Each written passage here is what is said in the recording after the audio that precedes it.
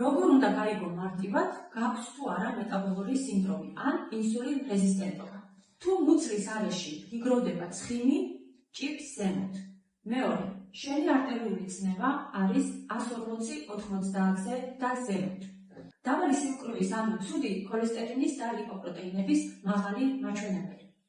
თუ არსებობს ამ სამ კრიტერიუმის ერთობლიობა, ესე იგი შენ გაქვს მეტაბოლური სინდრომი. რატომ არის ეს საშიში? მეტაბოლური სინდრომის დროს, როგორც თქვი, იმატებს ცუდი ქოლესტერინის დონე სისხლში. ამას მოყვება მაღალი წნევები და ძალიან სწრაფად ვითარდება ათეროსკლეროზი და შაქრიანი დიაბეტი მეორე ტიპი. ბევრმა არ იცის, რომ იმყოფება მეტაბოლურ სინდრომში, ან არ იცის, როგორ დაძლიერს ის. სამწუხაროდ დამოუკიდებლად ამის გაკეთება შეუძლებელია და აუცილებლად სპეციალისტის დახმარება ჭირდება.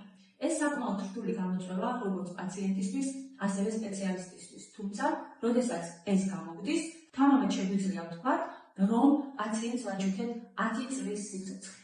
რადგან მეტაბოლურ სინდრომში ყოფნა ნიშნავს ისეთი დაავადებების რისკს, როგორიცაა ინფარქტი და ინსულტი, ასევე შაქრიანი დიაბეტი და მისი გართულებები. აიღო საზომი ლენტი ახლავე და გაიზომე წელის გარშემოწერილობა.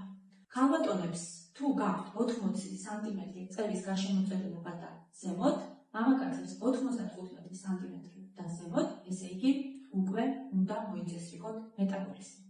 მე ვარ ია გორდილაძე, ექიმი ნუტრიციოლოგი, დაგეხმარებით გაიუმჯობესო ჯანმრთელობა ისე, რომ აღარ დასჭირდეს ექიმი და წამალი.